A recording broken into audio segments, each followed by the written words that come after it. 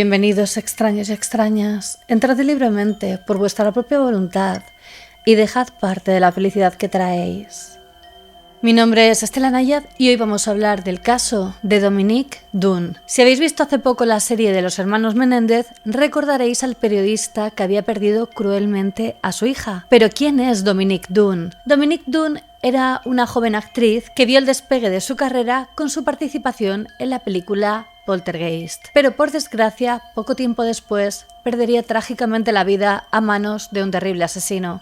¿Intrigados? Acompañadme en esta misteriosa historia. Pero antes no olvidéis suscribiros a mi canal para ver más vídeos como este. Dadle a la campanita de notificaciones para que os avise cuando subo un nuevo vídeo y seguidme en mis redes sociales. Bajad las luces, subid el volumen. Y ahora sí, comenzamos. El caso de Dominique Dunne. Antes de empezar, como siempre, os recuerdo que por fin tenemos nuestra propia colección de merchandising del canal, así que no os lo perdáis, os dejo toda la info en la descripción, echadle un vistazo y espero que os encanten los diseños. Pero regresemos a la historia. En 1982, las salas de los cines estadounidenses recibieron una de las cintas más aterradoras y populares de ese año. Poltergeist contaba la historia de cómo una familia normal, tras mudarse a una nueva vivienda en los suburbios, comenzaba a experimentar eventos paranormales, con la hija pequeña como centro de todo. De inmediato la extraña y oscura historia se convirtió en un éxito que sorprendió al público y a la crítica. De repente los fantasmas eran reales, casi palpables. Se encontraban a nuestro alrededor, salían de la televisión y solo existían para mortificar a los vivos. La popularidad de Poltergeist convirtió a todo el elenco en estrellas de la noche a la mañana, entre ellos la joven Dominique Dunne, que fue una de las que más aprovechó la fama repentina. Aunque su papel en la cinta, donde interpreta a la hermana adolescente de la pequeña Caroline, no es muy relevante, sí le dio la suficiente notoriedad para ser conocida por el gran público. Tras su aparición en Poltergeist, los papeles se acumularon y vivió una de las etapas más interesantes y emocionantes de su carrera. Películas para televisión, fiestas con estrellas e incluso un papel importante en una nueva miniserie era lo que la esperaba en el corto plazo. Aunque el mundo del espectáculo es un lugar cruel en ocasiones, Dominique estaba probando por primera vez las mieles del éxito. Nada ni nadie podía arruinar aquel sueño en el que se encontraba, o al menos eso creía. Lo que Dominique no sabía, lo que ninguno del elenco de Poltergeist sabía, era que con el estreno de la película iniciaba una de las leyendas urbanas más enigmáticas y aterradoras de las que se tenga recuerdo en Hollywood. Dominique solo fue la primera de una larga lista de actores que participaron en el film y que tiempo después se vieron envueltos en terribles tragedias que acabaron con sus vidas. El caso de hoy dio inicio a lo que con el tiempo se conocería como la maldición de Poltergeist. Pero empecemos por el principio. Descendiente de una famosa familia de Hollywood, Dominique Ellen Dunne nació el 23 de noviembre de 1959 en la ciudad de Los Ángeles. Desde su nacimiento todo indicaba que la vida de la joven estaba destinada al estrellato, aunque con todas las luces que la iluminaban también la seguían algunas sombras. Su madre, Ellen Lenny Griffin, fue diagnosticada con esclerosis múltiple en 1975 y tuvo que vivir cambios trascendentes cuando sus padres decidieron separarse en 1967. A pesar de ello, Dominique supo salir adelante e incluso fue fundamental en la recuperación de su padre, Dominique Dunne, afamado productor de cine y escritor. Dominique sufrió por muchos años problemas con la bebida y con las sustancias, cuestiones que serían trascendentales en la ruptura de su matrimonio. Sin embargo, supo recuperarse siempre en compañía de Dominique, su hija menor, a quien amaba con locura. Dominique también era sobrina de los novelistas John Gregory Dunne y Joan Didion, esta última una de las figuras literarias más reconocidas en los Estados Unidos. Su impulso al estrellato iba acompañado de figuras como Maria Cooper Janis, hija de Gary Cooper, y Veronica Rocky Cooper, sus padrinos, además del productor de cine Martin Manolis. Algo curioso en la vida de Dominique es que parecía que, tras cada cosa buena que le sucedía, algo malo le esperaba a la vuelta de la esquina. La situación de su padre, la enfermedad de su madre, incluso uno de sus tíos decidió tomar su propia vida, todo aquello como una carga inmensa que la joven llevaba con una gran sonrisa. A medida que crecía, pasó por diferentes instituciones educativas como Harvard Westell School de Los Ángeles, la Taft School de Connecticut y la Fountain Valley School de Colorado. Cuando terminó sus estudios decidió viajar a Florencia, Italia, donde aprendió italiano en The British Institute of Florence. Tras esto, dio rienda suelta a la profesión que el destino parecía tenerle preparada. Siguiendo los pasos de su hermano mayor, Griffin, quien había actuado con directores de la talla de Martin Scorsese, comenzó sus estudios en Milton Katzelas Workshop. El teatro fue su primer amor y su bautizo de hierro en la actuación. Durante sus años de estudio, participó en varias obras como West Side Story, The Mousetrap y My Three Angels. Aunque contaba con múltiples contactos y una familia reconocida en el mundo de la actuación, encontrar sus primeros trabajos en la pequeña y gran pantalla no fue tarea sencilla. En 1979 recibió su primera oportunidad en una película para televisión llamada Diary of a Teenage Hitchhiker. A partir de ahí no se detendría y en 1980 la podemos ver en las cintas Valentine Magic on Love Island, The Day of the Loving Stopped y The Haunting of Harrington House. Dominique amaba actuar. A través de su infancia se vio acompañada de actrices tan únicas como Natalie Wood, a la que adoraba con toda su alma. Para 1981 parecía que estaba en buen camino a la hora de seguir los pasos de su ídolo en la gran pantalla. Ese fue el año de su gran oportunidad. Aunque el rol era pequeño y ciertamente la película no parecía gran cosa, al menos en el papel, Poltergeist era el impulso que la joven necesitaba para ser conocida por el gran público y en caso de que no funcionara, al menos deseaba ver su rostro en los cines. Algo que tranquilizó a la joven fue que su productor era Steven Spielberg, quien en 1981 había estrenado En busca del arca perdida, y su director Tobe Hooper, quien, aunque menos conocido, parecía alguien solvente a la hora de sacar las películas adelante. El papel de Dana Freeling, la hija de Steve y Diana Freeling y hermana mayor de Carol Ann, la pequeña, que es acosada por los fantasmas de la casa a la que se muda la familia, le venía como anillo al dedo.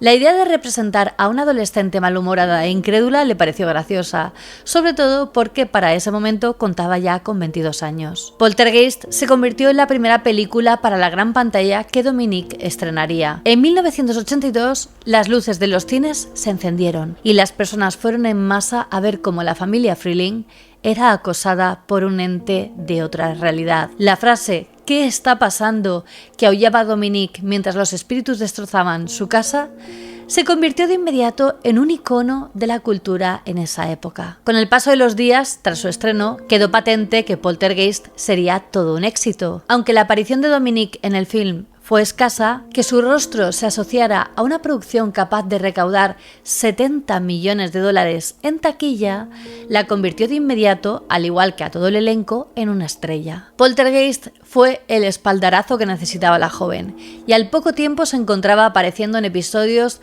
de todas las series juveniles más populares del momento: Lou Grant, Heart to Heart, Chips, Fama y Canción Triste de Hill Street. Sin embargo, el papel que más la emocionaba y por el cual pasaba horas ensayando era el de Elizabeth, quien sería una adolescente embarazada que daría a luz a una niña medio lagarto y medio humana destinada a salvar a la humanidad en la serie que pronto comenzaría a grabarse llamada V. Sin duda, la carrera de Dominique Dunne estaba en el mejor momento de su vida y todo parecía indicar que para ella el cielo era el límite. No obstante, no hay que olvidar que tras cada luz que iluminaba a la joven había una sombra esperando al acecho. En 1982, la oscura imagen de la vida de Dominique tenía nombre y apellido: John Thomas Sweeney. Proveniente de una humilde familia, cuando era pequeño John tuvo que soportar que su padre lo tratara de la peor manera, un hombre que se daba a la bebida y desquitaba toda su frustración con él y con sus hermanos. Cuando tenía 11 años sus padres decidieron separarse. Esto era algo que tenía en común con Dominique, aunque al contrario de la joven, John no soportaba encontrarse cerca de su familia. Tanto con su madre como con sus hermanas, el joven mantenía una relación fría y alejada. Ambos se habían conocido en una fiesta privada y no tardaron en convertirse en una de las parejas más sólidas de su entorno. John, al igual que Dominique, se encontraba en el mejor momento de su carrera. En 1982, con 25 años de edad, había sido ascendido a segundo cocinero en Mama Son, un restaurante de moda en West Hollywood frecuentado por famosos como Jack Nicholson, Elton John, Ringo Starr o Marlon Brando. Pese al mucho amor que parecía demostrarse en la pareja, las primeras sombras no tardaron en aparecer, como era normal en la vida de Dominique. John, quien en un primer momento fue la imagen del novio ideal, dejó caer su máscara y mostró su verdadero rostro. La violencia y los celos comenzaron a ser parte normal de la vida en conjunto. John intentaba por todos los medios apartar a Dominique de sus amigos y de los fans que, emocionados, se acercaban a la joven para pedirle un autógrafo. De igual manera, se sabe que constantemente le pedía que dejara la interpretación para que se dedicara totalmente a él. El punto de inflexión llegó cuando una noche, mientras la pareja cenaba en un reconocido restaurante, un hombre se acercó a la mesa y gritó en dirección a Dominique: ¿Qué está pasando? Aquella frase que la había hecho tan popular, una cita de Poltergeist. Para la joven aquello era algo totalmente normal. Y si bien en esa ocasión el sujeto quizá no había valorado bien la situación, de ninguna manera la molestó. Ella estaba muy acostumbrada. A quien sí enfadó bastante fue a John, quien sin mediar palabra se levantó, tomó al hombre por el cuello y comenzó a zarandearlo. Lo peor de todo es que en el mismo restaurante se encontraba Alex, hermano de Dominique, el cual presenció toda la escena y sintió miedo por lo que pudiera pasarle a su hermana. Los Dunn habían conocido a John Sweeney hacía meses y todos habían pensado que no era la persona adecuada para su querida Dominique, pero nadie se había atrevido a decirlo. Las escenas de celos dieron paso a discusiones, tras esto llegarían los golpes.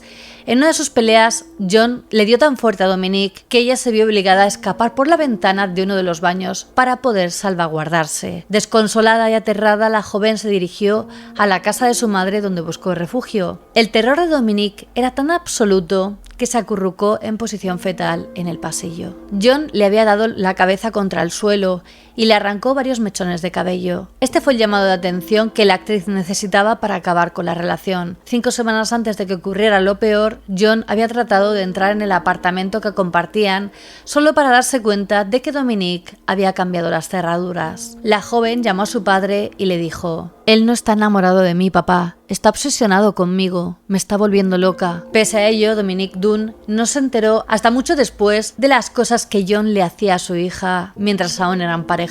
El tiempo pasó y Dominique debió de grabar uno de los episodios de Canción Triste de Hill Street, donde representaba el papel de una mujer en una pareja abusiva. Cuando llegó al plató de grabación, todos se sorprendieron porque, más que necesitar maquillaje para representar a su personaje, necesitó maquillaje para cubrir las magulladuras que presentaba. Consciente de que su relación había concluido, la joven estrella decidió centrarse completamente en su próximo papel. Atrás quedaron los golpes, las discusiones, el dolor que le proporcionó John, y delante suyo se encontraba su papel en la nueva miniserie V, una que iba a ser un gran éxito. Precisamente el 31 de octubre de 1982 se encontraba ensayando sus líneas junto a uno de sus compañeros de elenco, David Packer, en su bello apartamento de West Hollywood. Mientras practicaban, pasadas las 9 de la noche, la pareja escuchó que alguien llamaba a la puerta. Dominique, sin saber qué más hacer, decidió bajar hasta la entrada y enfrentarse a la situación, mientras David la esperó dentro del apartamento. Según la joven, aquello no tomaría mucho tiempo. Sin embargo, su compañera tardó más de lo que pensaba, por lo cual decidió bajar hasta la calle para verificar si todo estaba bien. Al cruzar la puerta de entrada, vio a John arrodillado al lado de una inconsciente Dominique.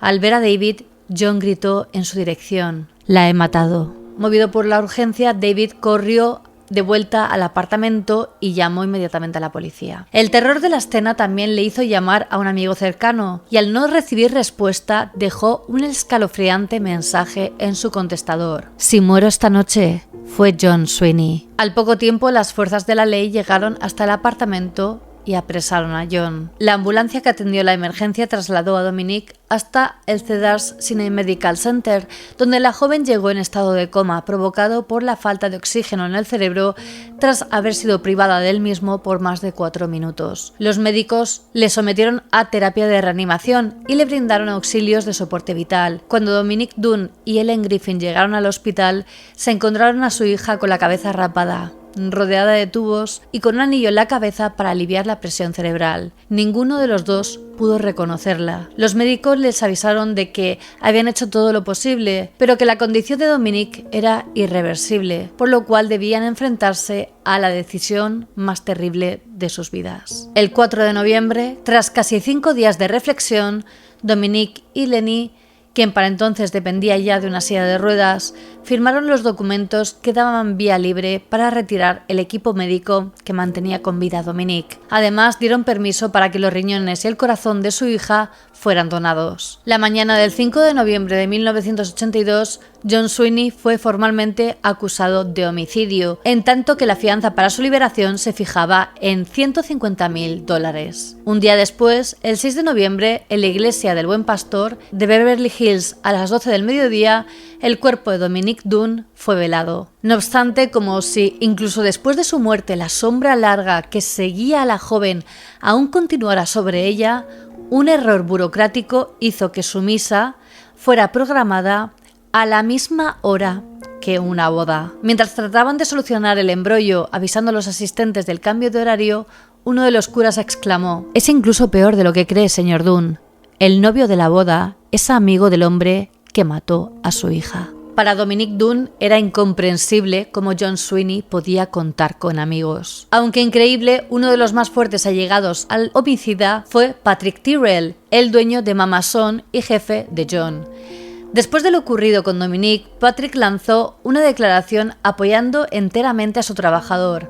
Además, le ofreció la mejor ayuda legal que pudo conseguir. Tras la atropellada misa, el cuerpo de Dominique fue llevado hasta Westwood Cemetery, donde más adelante descansaría Heather O'Rourke, la pequeña que interpretó a Carol Ann en Poltergeist, la cual fue también parte de esta leyenda urbana que seguía a la película de Poltergeist y que continuaría con otras muertes. Y donde también yacía su querida Natalie Wood, cuya muerte igualmente supuso un escándalo para Hollywood. Casi un año después, en agosto de 1983, en el juzgado, la familia Dunne se vio obligada a reconstruir los hechos que desembocaron en el trágico final de Dominique. El padre de la joven, Dominique Dunne, que por aquel entonces escribía para la revista Vanity Fair y quien con el tiempo se terminaría convirtiendo en un experto en juicios controvertidos como los de O.J. Simpson o el de los hermanos Menéndez, escribió un largo artículo pormenorizando lo ocurrido en el juicio. De hecho, Dominique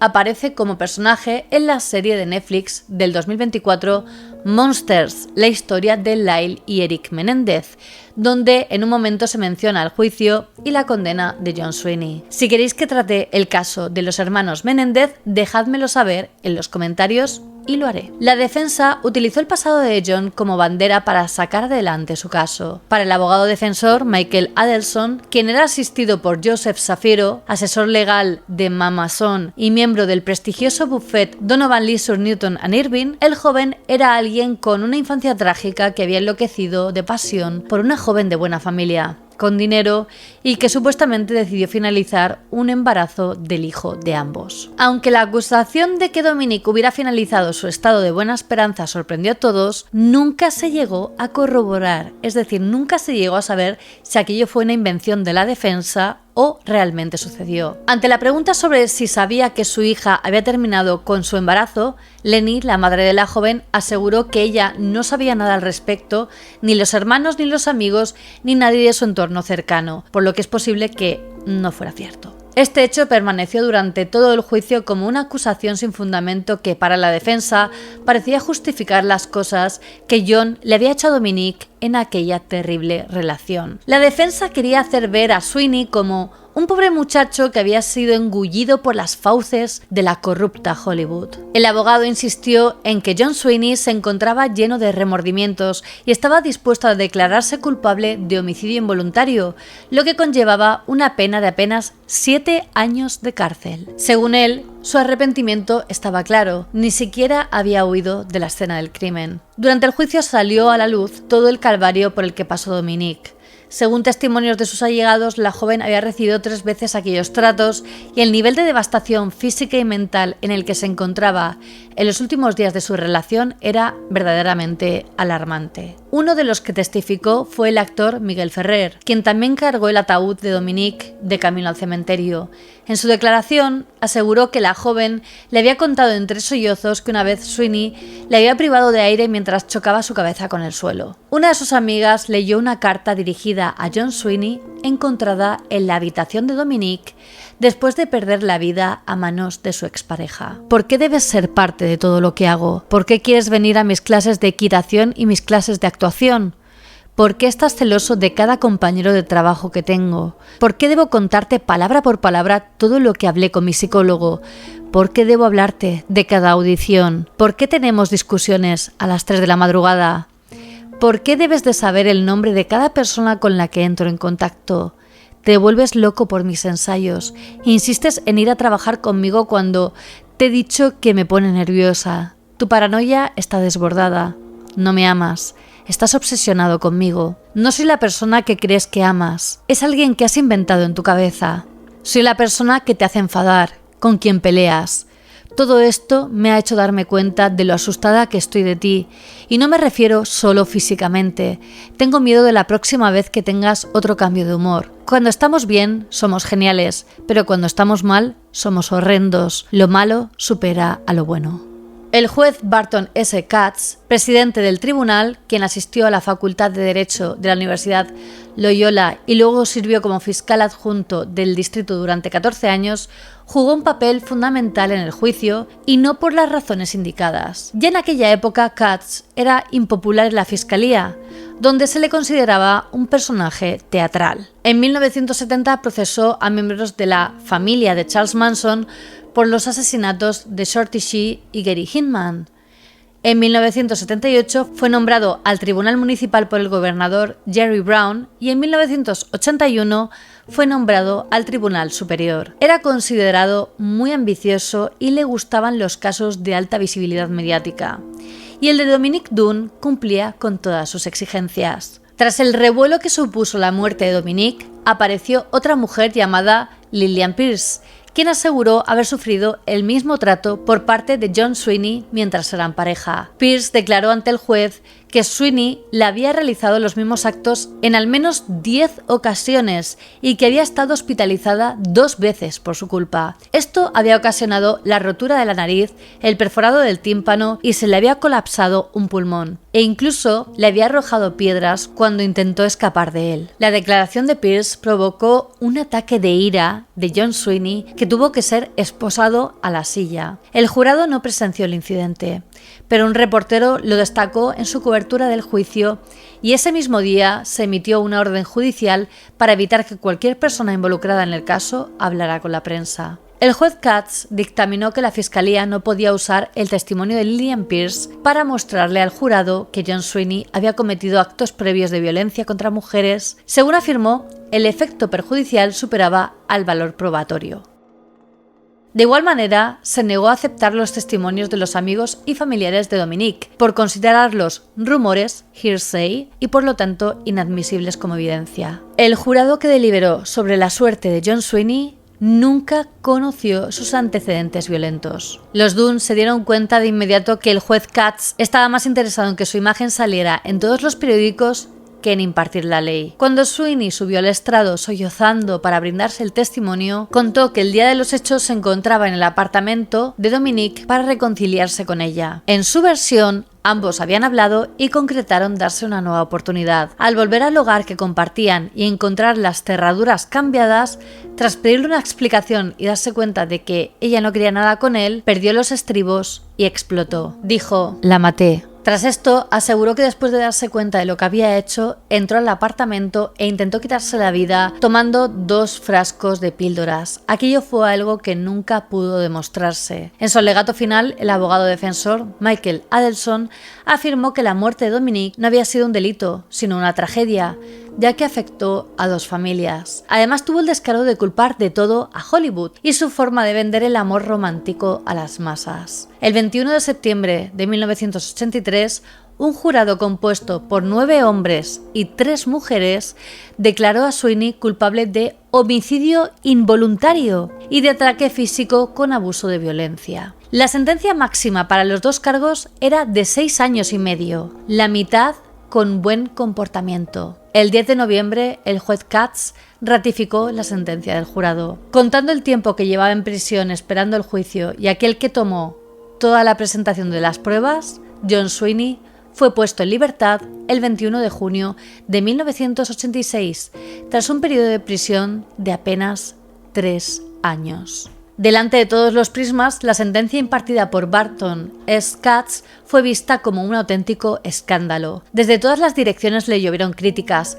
al punto de que los mismos miembros del jurado declararon no haber conocido los antecedentes de Sweeney y que, de haberlo hecho, le habrían declarado culpable de asesinato en primer grado. Griffin Dunne, hermano de Dominic, tras el juicio, afirmó: «Supongo que nunca hay una satisfacción real que el sistema legal pueda brindar, pero este resultado fue un gran golpe, una bofetada para nuestra familia y para la memoria de Dominic». Mientras tanto, Dominic, su padre, señaló: «Por el resto de mi vida, cada vez que tenga oportunidad, voy a mencionar el nombre de este asesino, John Sweeney. Quizá la ley lo deje ir, no voy a dejarlo ir». Sin duda alguna, el golpe más duro lo recibieron los Dunne.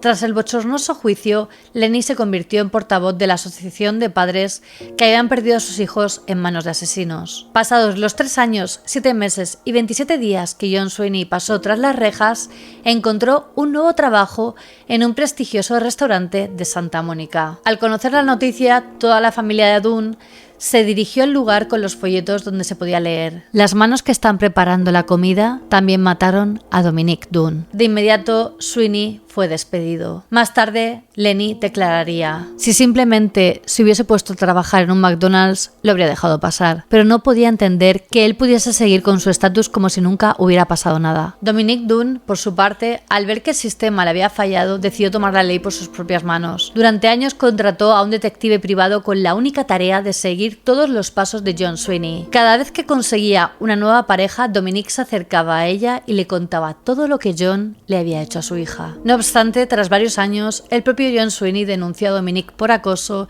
y decidió cambiar su identidad. Por otra parte, el juez Katz, segundo gran culpable en el caso, fue relegado a un tribunal de menores. Mucho tiempo después declararía: «Si pudiera haberle dado 25 años, le habría dado 25. Si hubiera podido echarle sentencia de por vida, lo habría hecho. Estoy de acuerdo con todos en que, basándonos en su historial de violencia, es un peligro para cualquier mujer». El restaurante donde trabajó Sweeney, Mama Son, y cuyo dueño lo apoyó incondicionalmente durante el juicio, sufrió grandes pérdidas debido a toda la publicidad desastrosa que provocó el caso. Ninguna estrella de Hollywood quería pasarse por el lugar y en 1985 cerró sus puertas. En su artículo para Vanity Fair, Dominic Dunne recuerda que, acabado el juicio, se despidió de su exmujer Lenny y luego se dirigió a Westwood. Tristemente concluyó: «Dominic está enterrada cerca de 2 amigas cercanas a su madre, las actrices Norma Crane y Natalie Wood. En su lápida, bajo su nombre y fechas, dice: amada por todos. Me arrodillé y coloqué la rosa amarilla sobre su tumba.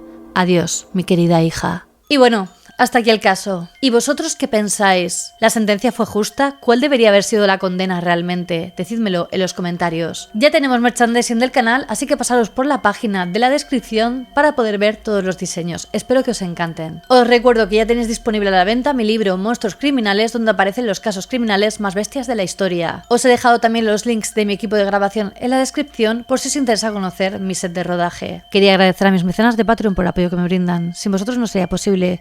Si vosotros también queréis apoyarme, os dejo el link a Patreon en la descripción, donde también podréis ver los beneficios de cada nivel. Y quería hacer una mención especial a los miembros de la Orden del Dragón: a Alejandro Rebón Portillo, Douglas Prieto y José Antonio Esteve. Muchísimas gracias por vuestro apoyo y por ayudarme a seguir creando estos vídeos. Y ya sabéis que aprecio a todos mis extraños y extrañas, ya seáis nuevos o antiguos extraños del canal. Como siempre, me da mucho que si os ha gustado el vídeo lo compartáis en vuestras redes sociales. Dale a like, así sabré que queréis que haga más vídeos como este. Suscribíos a mi canal y dadle a la campanita de notificaciones. No olvidéis seguirme en todas mis redes sociales. Os las dejo por aquí y en la descripción, especialmente en Instagram, que es donde estoy más activa y subo material muy interesante. Y ahora sí me despido. Nos vemos en el próximo vídeo. Recordad que subo nuevos vídeos cada semana. Hasta pronto.